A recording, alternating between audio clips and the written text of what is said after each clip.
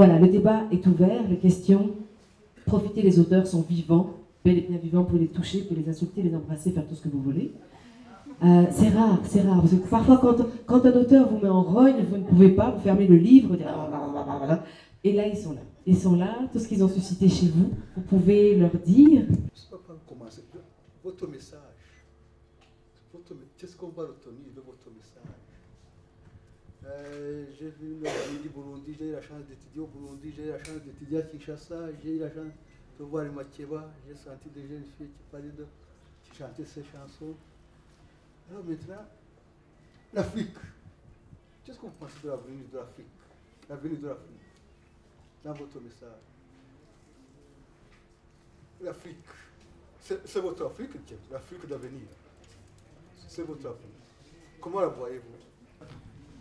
Bon, moi je parle pas seulement de l'Afrique, bon, je m'adresse plutôt aux enfants du monde entier.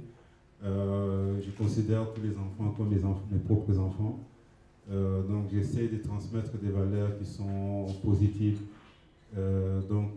Concernant je ne rédis pas mes origines, je garde mon âme africain, mais tout en gardant mon âme africain, j'essaie de transmettre ce que j'ai eu de très beau, de très joli en Afrique, à travers le monde, c'est ce que j'ai le plus précieux. Donc cette transmission, maintenant, c'est lui qui reçoit cette semence. Il peut faire tout ce qu'il veut, donc il s'en approprie, il devient le leur. Donc j'essaie d'encourager les enfants.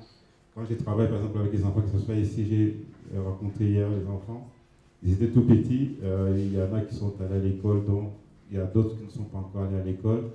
En fait, quand ils essaient de faire quelque chose de positif, de bien, j'essaie toujours de les encourager. Donc j'encourage, en tout cas pour l'Afrique, ce qui est important, il faut encourager toutes les initiatives qui sont positives, comme l'action qui s'est faite ici, ça permet les gens de se retrouver de différentes origines, de différents points de vue, ça permet d'enrichir. Donc on gagne plus en étant ensemble et qu'en nous divisant, en cherchant les points qui nous divisent, en fait, chercher des choses qui nous unissent. Et c'est ce qui nous permet d'avancer. C'est comme un homme d'affaires qui trouve que non, son concurrent il est plus fort que lui. Il va essayer de s'associer avec lui, de l'approcher, de savoir qu'est-ce qu'il a de mieux que lui et pouvoir développer aussi ce qu'il a. Donc, vous devenez partenaire, on parle de partnership là, en Europe, ça aide à pouvoir développer certaines entreprises.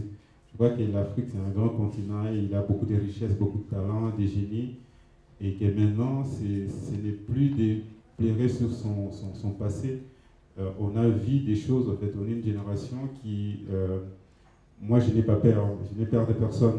Je peux être ici, je peux être n'importe où je me sens bien, où les gens m'accueillent, les gens m'ouvrent les cœurs, moi aussi j'ouvre mon cœur. Donc je vais avec ces valeurs-là, je crois que ce sont des valeurs qui permettent d'évoluer au lieu de chercher des choses qui divisent ou qui séparent. Je sais qu'il y a des cultures dominantes, il y a des cultures aussi des minorités.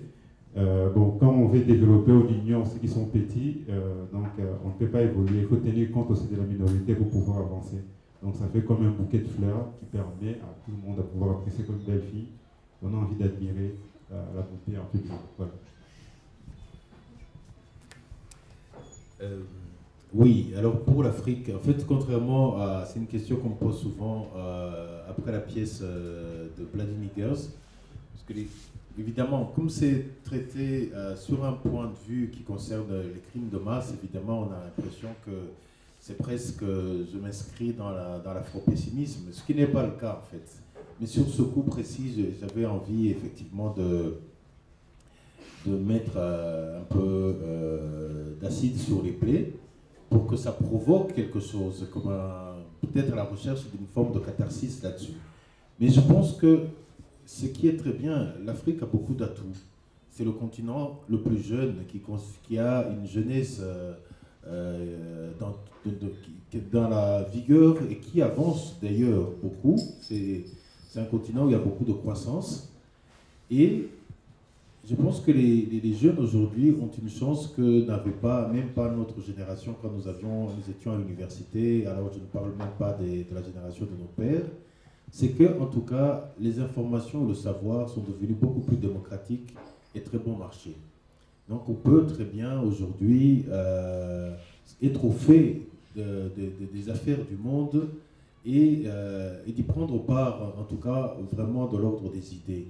Je pense que, et on a une génération aujourd'hui qui est beaucoup plus rapide, très dynamique, et c'est un atout, je pense, réellement, pour l'Afrique. Je pense aussi qu'il y a évidemment politiquement, il y a des choses qui sont à saluer, qui sont pour moi, comme si les Africains maintenant font la synthèse et capitalisent toutes les expériences qu'ils ont connues et qu'ils essaient de tirer des leçons pour l'avenir.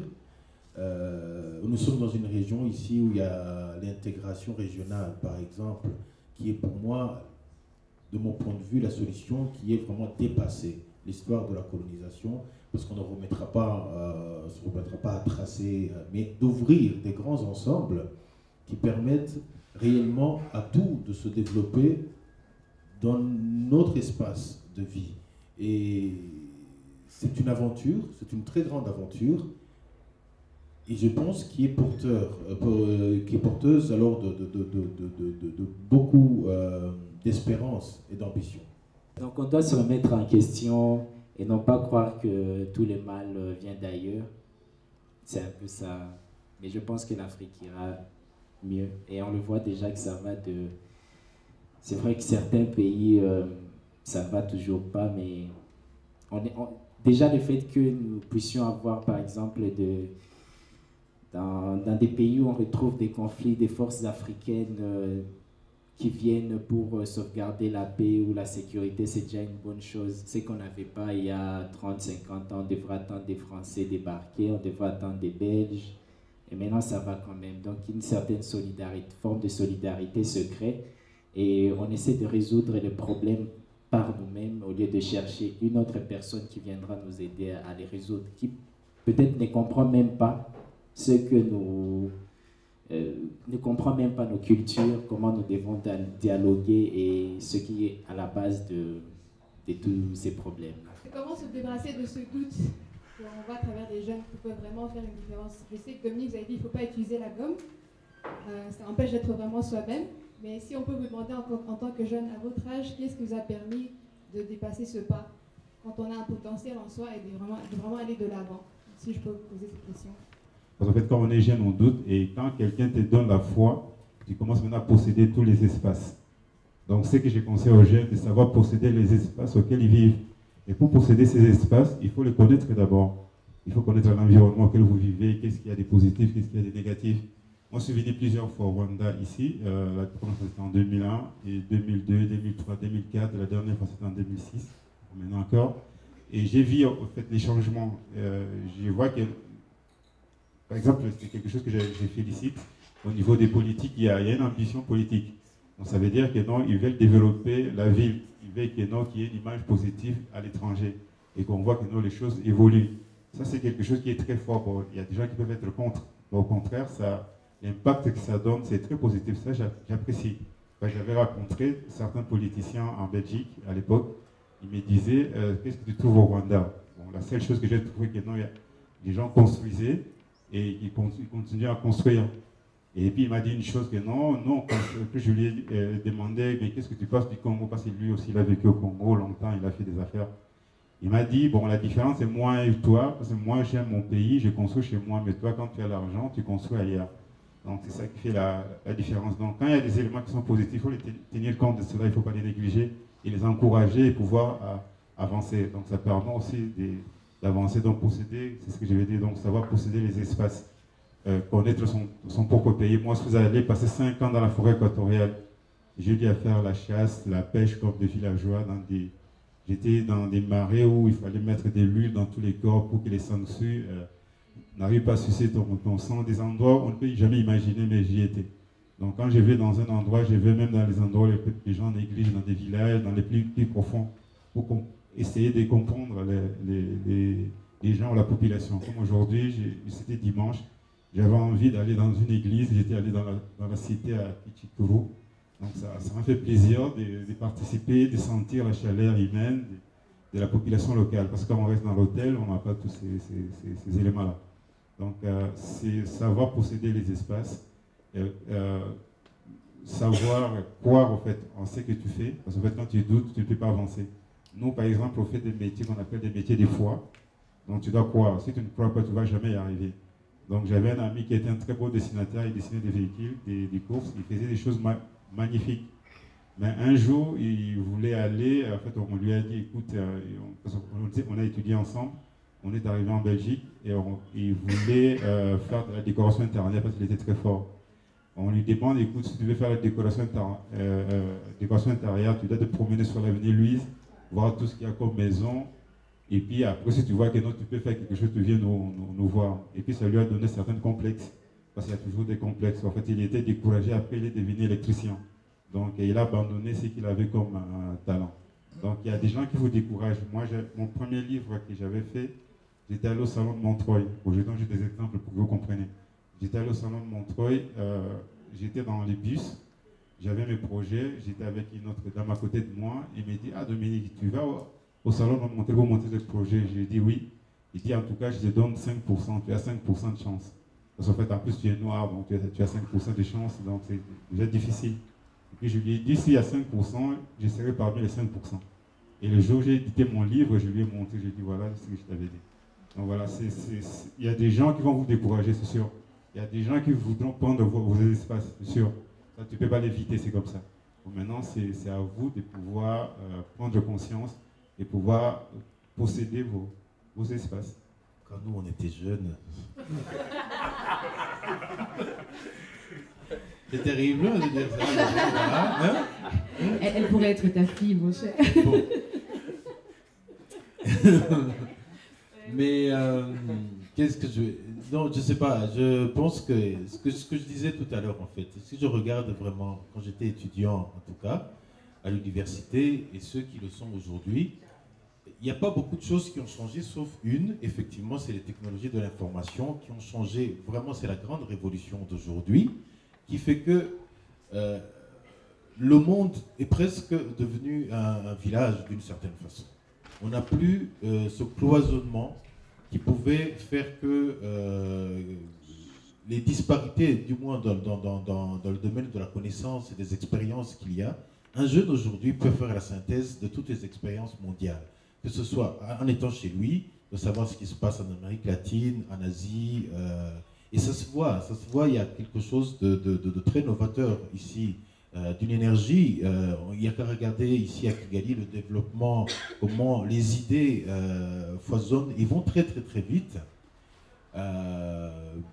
Et je pense que c'est la grande révolution aujourd'hui, vraiment, de faire, d'être dans cette fenêtre où des pays comme le nôtre, d'ailleurs, si on regarde l'histoire, nos pays ont été très longtemps enclavés. Donc on a été les seuls à pouvoir, et sans être par exemple dans un grand carrefour comme l'ont été les pays du pourtour méditerranéen, ou alors ils pouvaient profiter de tout ce qui se passait sur les deux rives. Et maintenant, ça c'est la révolution 2.0, comme on dit, a cassé finalement ce cloisonnement et cet enclavement. Et c'est une chance inouïe, vraiment, pour la jeunesse aujourd'hui. Je pense aussi, l'autre chose, c'est que, évidemment, dans le destin de quelqu'un, on n'est jamais seul. C'est les rencontres qui permettent parfois de changer le destin d'un jeune et même d'un vieux, de pouvoir... et parfois ces rencontres-là, ils arrivent par hasard, mais on peut aussi les forcer. C'est-à-dire, c'est la vieille sagesse qu'il y avait au Rwanda, quand il y avait quelqu'un qui avait quelque chose, qui connaissait quelque chose, ce qu'on appelle c'est-à-dire aller le chercher pour presque se mettre en apprentissage, pour lui prendre ce qu'il a. Et ça, c'est quelque chose qui est toujours totalement possible et qui permet à la jeunesse aujourd'hui de pouvoir aussi aller trouver, quelle que soit d'ailleurs la corporation de métier dans laquelle on se trouve. Et juste pour rejoindre quand même ce qui nous emmène ici, donc c'est la caravane du livre. et donc sa promotion de littérature contemporaine d'Afrique et d'ailleurs, ne sacrifiez pas au virtuel le papier. Quand même les plus beaux moments, en tout cas, pour prendre simplement la parole qui m'a été donnée de partager, sont souvent des rencontres avec des auteurs à travers leurs écrits. Ça reste une expérience personnelle absolument toujours fabuleuse qu'on transporte avec soi. Toujours, c'est moins vite que le clic, ça ne se délite pas, ça reste là quelque part dans la mémoire et ça peut ressortir après, un petit peu partout. Donc privilégiez, continuez à aimer les livres, à soutenir nos auteurs, à en parler autour de vous, à les partager aussi. On va vous remercier vraiment beaucoup. Et en parlant d'Afrique, on en a parlé tout à l'heure, n'oubliez pas d'emmener avec vous dans vos têtes et dans vos cœurs quelqu'un qui, je crois, comme à l'instar de Chinua Achebe, a marqué beaucoup de gens dans son parcours, a inspiré beaucoup d'écrivains. N'oubliez pas d'emmener dans vos cœurs, dans vos rêves, dans vos actes, les pensées de Madiba Mandela. Donc voilà, ces derniers mots pour lui, ce sont des mots de David Sicard. Ange, je les aime beaucoup aussi. Voilà, il dit « De vous à moi, mon cher, il n'y a plus qu'un souffle, rendez-le si c'est là, votre heure et votre jour, je reste à vos côtés, partez tranquille. De vous à moi, mon cher, il n'y a plus qu'un fil qui nous tienne de part et d'autre de la vie, ne le perdons jamais, gardons bien à l'esprit que rien ne saurait jamais nous désunir. Et je vous chanterai comme on chante une vie, quand elle fut ainsi d'amour, de beaux tambours remplis. Et je vous saluerai car ce fut un honneur de vous connaître, d'être à vos côtés, un honneur. De vous à moi, mon cher, je peux bien vous le dire, il n'est pas si aisé de vous laisser partir, ni de le laisser poindre, quelques larmes marronnes, mais la vie est ainsi faite, que Dieu me pardonne. Et je vous chanterai comme on chante une vie, quand elle fut ainsi d'amour, de beaux tambours remplis. Et je vous saluerai car ce fut un honneur de vous connaître, d'être à vos côtés, un honneur. Merci beaucoup à tous.